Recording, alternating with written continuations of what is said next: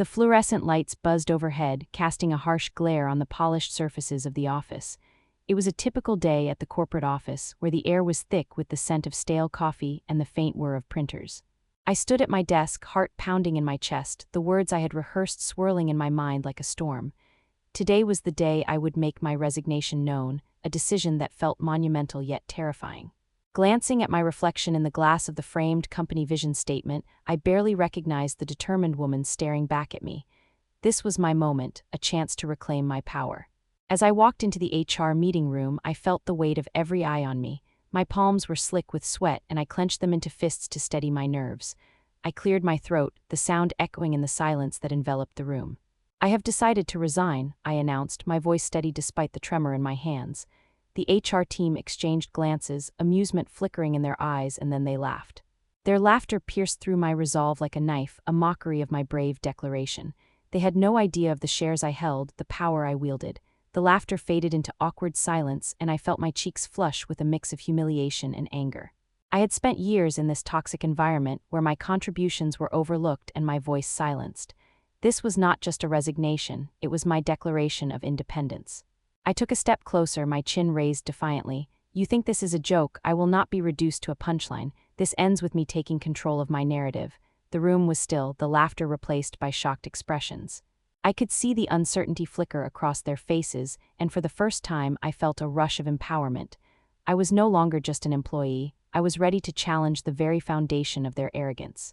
As I turned on my heel and left the room, adrenaline coursed through my veins. I had ignited a spark, and I was determined to fan the flames into something fierce. My decision was just the beginning, and I could already feel the tension building, setting the stage for what was to come. I had made my choice, and there was no turning back now. The stakes were high, but I was ready to fight for my place in this corporate jungle. The break room was a sanctuary of sorts, yet its sterile whiteness felt suffocating. The smell of burnt coffee hung in the air, mingling with the faint, lingering scent of the overpriced pastries from the morning meeting. I leaned against the cold granite countertop, my fingers tracing the edge of my coffee cup, feeling the warmth seep through the ceramic, a stark contrast to the chill creeping into my bones. I was supposed to find comfort here, but instead I felt like a ghost haunting my own life, invisible to the laughter and chatter of my colleagues. As I stared into my cup, memories flooded back, each one more poignant than the last. I recalled the countless times I had shared this space with Laura, her laughter brightening the dullness of our corporate existence. But now, I could only hear her dismissive chuckle echoing in my mind, the laughter from the HR meeting replaying like a broken record. "It's just a resignation, Kimberly, don't take it personally," she had said, her tone dripping with condescension. My heart raced as frustration bubbled within me. I wanted to scream to shake them out of their complacency. They thought they could laugh at my departure, but they had no idea of the power I wielded. The weight of my shares pressed down on me, a reminder of my worth that they had consistently overlooked. I had poured my heart and soul into this company, yet all I received in return was mockery. I took a deep breath, trying to steady my racing thoughts. Was I really prepared for the fallout of my decision? The stakes felt impossibly high. I could feel the tension in the air, a taut string ready to snap. My resolve hardened as I recalled James's supportive words from earlier that morning. "You deserve to be recognized for your contributions, Kimberly. Don't let them diminish your worth." His belief in me rekindled a flicker of determination. With my coffee now cold, I stood tall, pushing away from the counter. I was done being underestimated. I had to confront this culture that thrived on belittling others. I would not allow their laughter to drown out my voice. I needed validation, not just for myself, but for everyone who had been dismissed in this toxic environment. I was ready to face HR and demand the respect I deserved. The confrontation loomed ahead, and I could almost taste the bittersweet victory that awaited me. The air in the office was thick with tension as I prepared for the meeting with HR. The walls, painted a sterile white, seemed to close in on me, reflecting my escalating anxiety. My palms were clammy against the polished surface of the conference table, and I could hear the faint hum of the fluorescent lights overhead, a constant reminder of the sterile environment that had become my daily prison. As I sat there, I couldn't shake off the feeling of betrayal that lingered in the pit of my stomach, a heavy reminder of the injustices I had suffered in this toxic corporate culture. When Laura entered the room, her presence felt like a dark cloud overshadowing my resolve. I had hoped for a semblance of understanding, but the arrogance that radiated from her was palpable. Her perfectly tailored suit and confident stride spoke volumes about her control over the situation. "Kimberly, it's good to see you. Let's discuss your resignation and the implications for the team," she began, her voice smooth yet condescending, as if she was preparing to educate a misled child. I clenched my fists under the table, feeling the heat rise in my cheeks as I fought against the torrent of emotions surging within me. "You seem to think this is a joke, Laura," I replied, keeping my tone steady despite the anger bubbling beneath the surface. "I'm not just walking away, I'm asserting my right to be treated with respect. The way you and the rest of HR have handled this situation has been nothing short of disgraceful." I could see her brow twitch slightly, a sign that my words had struck a nerve. I continued, my voice gaining strength, "I will not be reduced to a punchline in your corporate comedy." Laura's laughter rang out, an uncomfortable sound that filled the room. "You're being dramatic, Kimberly. We all know these decisions are not personal, you need to look at the bigger picture." I wanted to scream. The bigger picture, all I could see was the small, suffocating space they had crafted for me, where my ideas were dismissed and my contributions undervalued. Memories of late nights spent working on projects that were ultimately ignored flooded my mind. It was as if I was standing on the edge of a cliff, ready to leap into the abyss of my own anger and frustration. I remembered the times I had fought to have my voice heard, only to be met with dismissive gestures and patronizing smiles. "You can't keep dismissing my concerns like this, Laura. I've earned my position here and I deserve to be treated as such," I insisted, my voice rising slightly. The tension in the room thickened. I could feel the eyes of my colleagues glued to the door, wondering how this confrontation would unfold. "Earned? This is a corporate environment, Kimberly. It's not about feelings, it's about results," she shot back, her face unreadable but her tone laced with condescension. I could feel the heat of her words cut through me, igniting a fire that had been smoldering for too long. In that moment, I made a decision. I wouldn't let her arrogance dictate my worth any longer. The stakes were higher than just my job. It was my dignity on the line. I stood up, my chair scraping against the floor, the noise echoing like a gunshot in the silence of the room. "I will not be silenced or belittled any longer. You may think you hold the power here, but you are mistaken. I have something to show you that will change everything." My heart raced as I spoke, each word laced with defiance. The shocked expressions on my colleagues' faces fueled my determination as I prepared to reveal my shares in the company, a secret that would shatter the very foundation of their arrogance. I was ready to confront the injustices I had faced, to show them that I was not just a cog in their corporate machine. I was Kimberly and I would take my stand. The anticipation of what was to come coursed through my veins, a mix of fear and exhilaration. This was just the beginning. The HR negotiation room felt sterile, the air thick with tension as I entered, clutching my notes tightly in my hands. The long table was impeccably polished, reflecting the fluorescent lights overhead, casting an unforgiving glare on my determined expression. I took a moment to breathe deeply, the faint scent of stale coffee lingering in the air, a reminder of countless meetings that had unfolded in this very space. Today was different. I was not just an employee seeking to mend fences. I was a woman ready to reclaim my power. As I approached the table, Laura sat at the far end, her posture exuding authority as she flicked through some papers. I could see the smirk playing on her lips, an insidious reminder of the dismissive laughter that had echoed through the office when I first announced my resignation. The sound still haunted me, reverberating in my mind like a mocking chorus. I took a seat, my heart pounding, a mix of hope and anxiety coursing through me as I prepared to address the elephant in the room. "I know the decisions made recently have caused friction, and I'd like to discuss ways we can move forward positively." I started, my voice steady but laced with an undercurrent of urgency. Laura raised an eyebrow, her expression skeptical.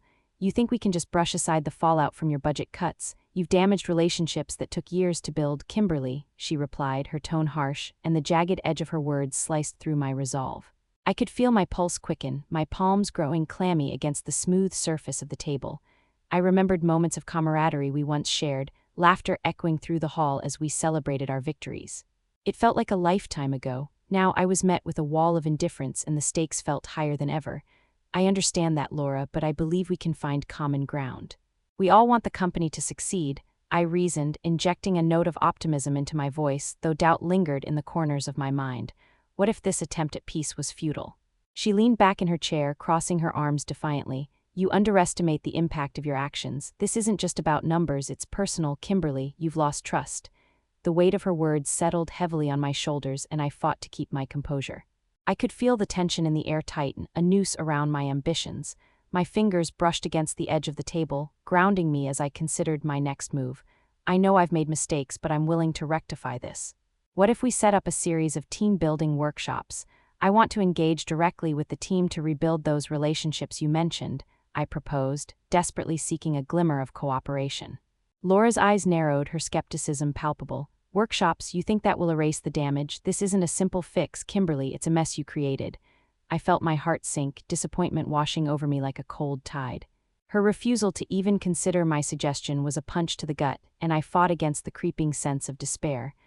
I had hoped for a chance to negotiate, a small opening to mend what I had broken, but it felt as if I was talking to a brick wall.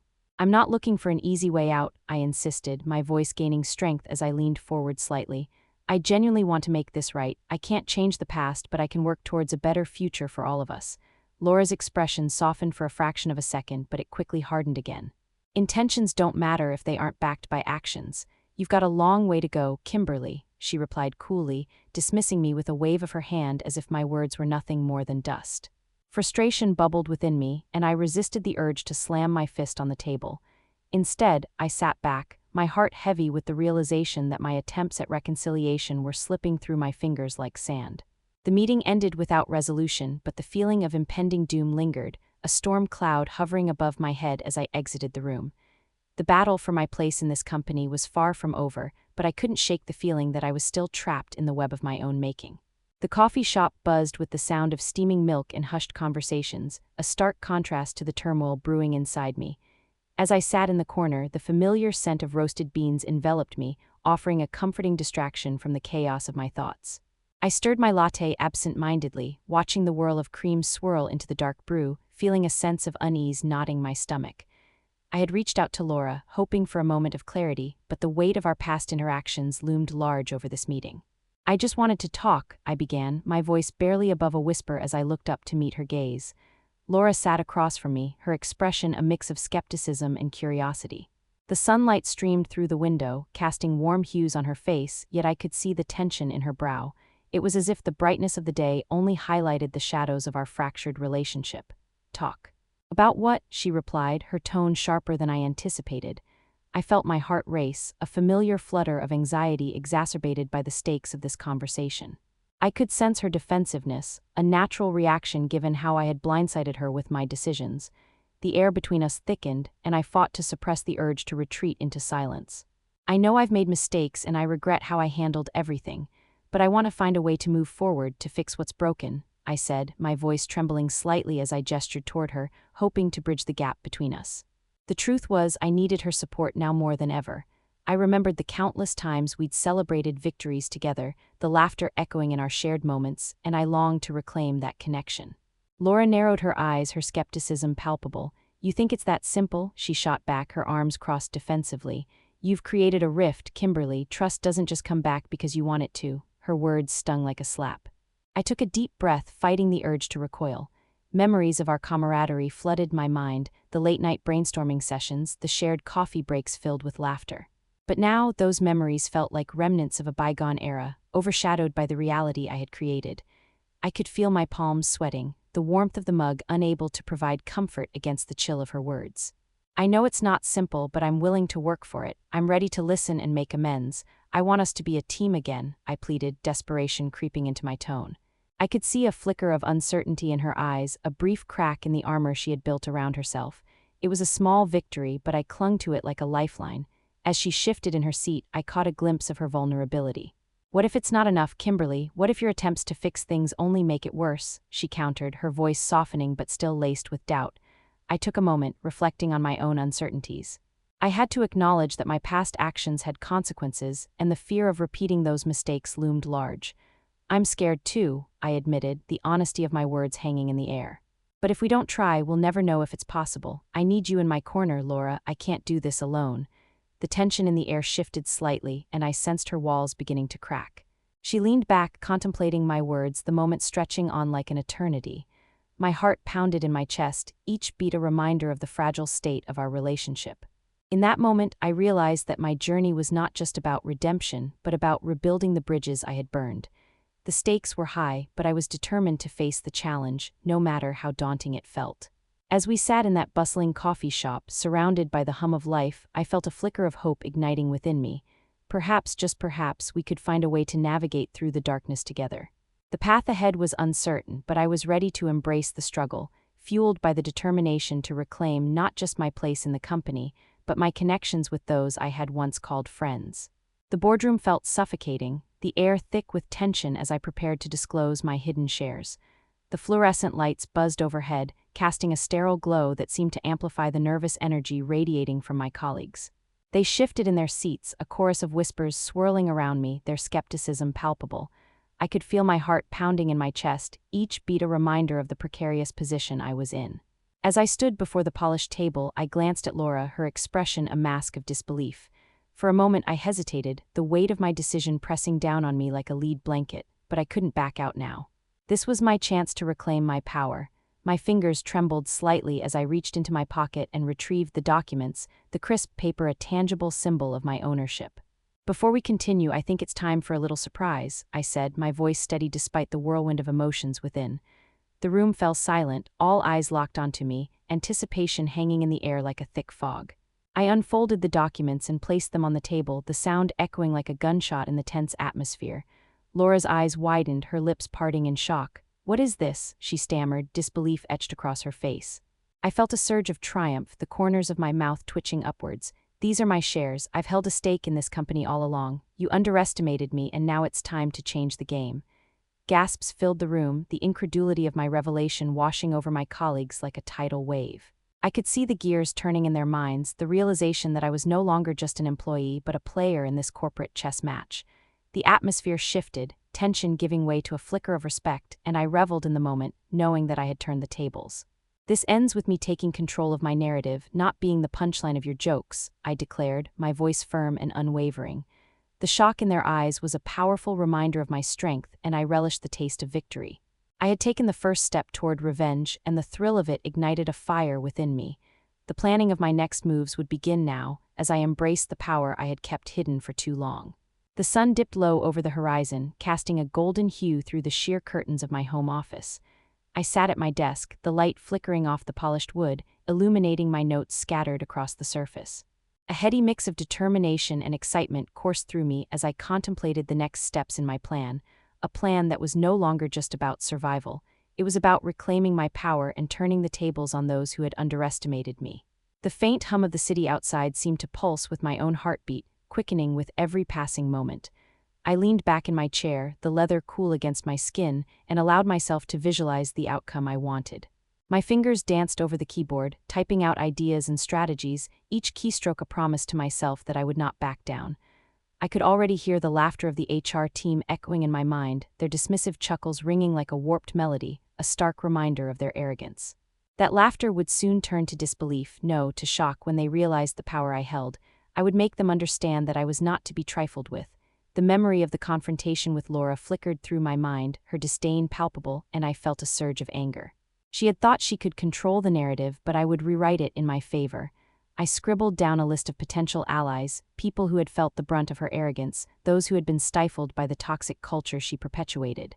This was more than just revenge, it was about creating a coalition, a united front that would challenge the status quo.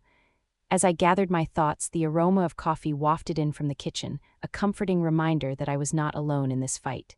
David's supportive presence was a constant, and I knew I could rely on him to help refine my ideas. I envisioned us sitting together, strategizing over steaming cups, each sip fueling my resolve. I had to be precise in my execution, to ensure that every move was calculated, every action purposeful. I would not let impulsiveness dictate my choices this time. With a deep breath, I picked up my phone and sent a message to Sarah, inviting her to meet me at our favorite coffee shop. I wanted her insight, her enthusiasm to spark new ideas. The anticipation of our meeting filled me with a sense of excitement, the kind that tingled in my fingertips. I was ready to face the HR team, to orchestrate this revenge with finesse. This was my moment, the turning point I had been waiting for, and I would not let it slip through my fingers.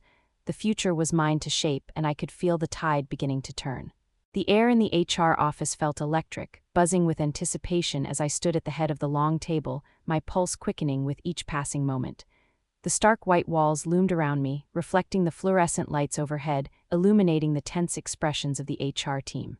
I could almost taste the bitterness in the air, a mix of unease and disbelief, and it fueled the fire within me. The time had come to execute my plan. As I glanced around the table, I caught Laura's eye, her usual confidence replaced by uncertainty. This was the moment I had prepared for, the culmination of my efforts to reclaim my power. My heart raced, but I forced myself to breathe deep, steadying my nerves. Memories of all the times I had been dismissed flickered through my mind, each dismissal a reminder of the strength I needed to summon. "Thank you all for gathering here today," I began, my voice steady despite the whirlwind inside me. "I want to address the recent challenges head-on. You've laughed at my resignation, but I assure you I am not the punchline of your joke." I could see a flicker of confusion on their faces, and I pressed on, determined to seize this moment. "I hold a substantial stake in this company, and it's time you understood the power dynamics at play here. I am not just an employee making rash decisions, I'm a shareholder invested in the future of this organization," I declared, my voice rising with conviction. The murmurs of shock rippled through the room, and I felt a surge of satisfaction.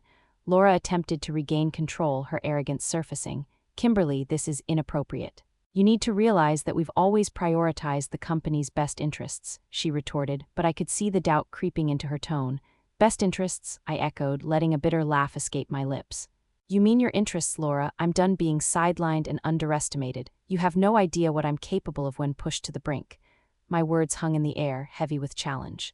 The tension escalated, and I could feel their defenses rising, but I was ready for this. I had rehearsed every possible scenario in my mind, each argument they might throw at me. "This is not just about me.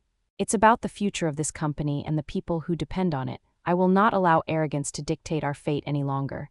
As the confrontation reached its peak, I could see the realization dawning on their faces. The power had shifted, and I was finally standing my ground. I was no longer just Kimberly, the employee they could dismiss. I was Kimberly, the force they had underestimated. This was my moment of triumph, and it felt exhilarating. The meeting room buzzed with intensity, a palpable shift in the atmosphere as I laid down the challenge. Finally, as Laura's expression morphed from confidence to disbelief, I knew I had successfully executed my plan. I had taken back control, and I could feel the weight of their expectations beginning to shift. As the meeting wrapped up, a sense of satisfaction washed over me. I had faced my fears and emerged victorious, ready to embrace the aftermath of this pivotal moment.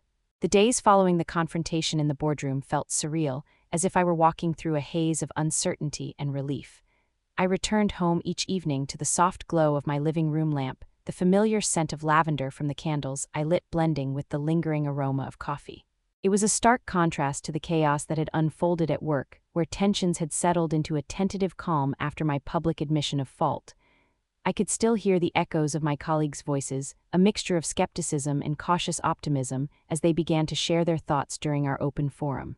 I spent hours reflecting on those discussions, replaying moments in my mind when my team voiced their concerns and experiences. The sincerity in their words pierced through the fog of my ambition, revealing a deeper understanding of the human impact of my decisions. Each shared story felt like a thread weaving us back together, slowly rebuilding the trust that had frayed under the weight of my previous choices. In the evenings, I often found myself staring out of the window, watching the sunset paint the sky in hues of orange and pink, contemplating the journey ahead. David was a constant source of support, his presence grounding me as I navigated this new landscape.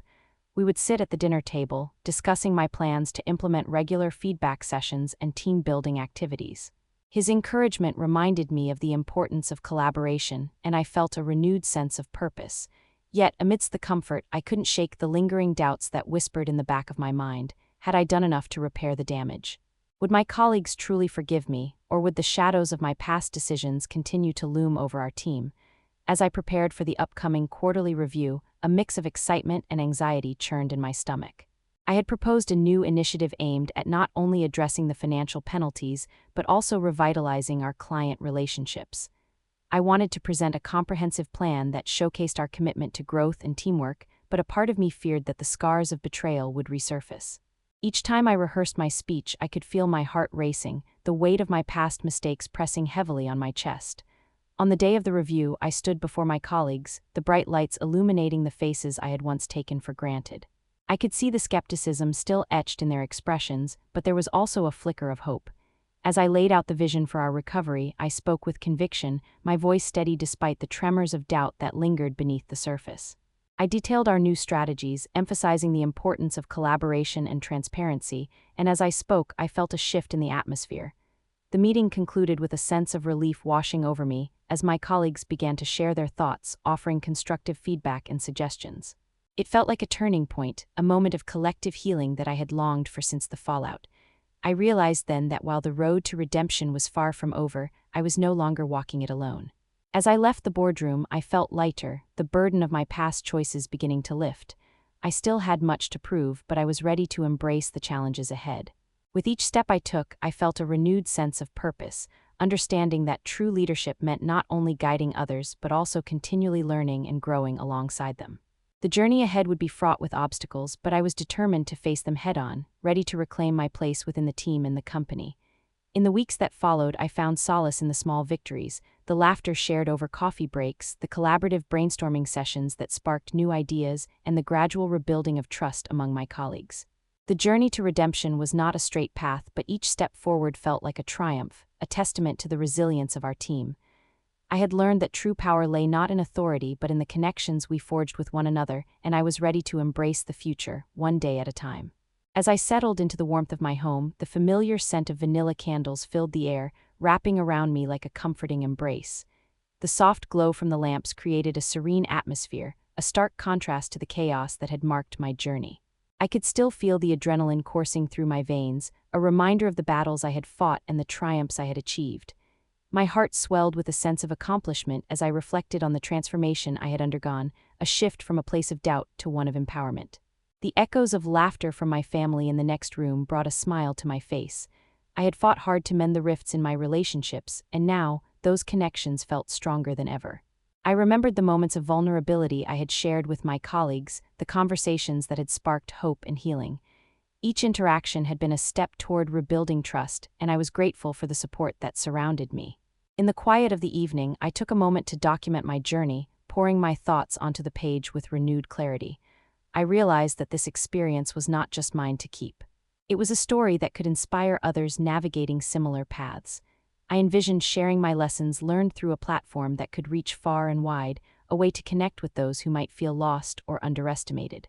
As I prepared to share my story online, I felt a rush of anticipation. I had come to understand the power of vulnerability and the strength that comes from embracing one's truth. With a final click, I published my reflections, inviting others to join me on this journey of growth and redemption. My heart raced as I typed the closing words, a call to action that resonated deeply within me. Subscribe to the channel and activate the bell. My journey was just beginning, and I was ready to share it with the world.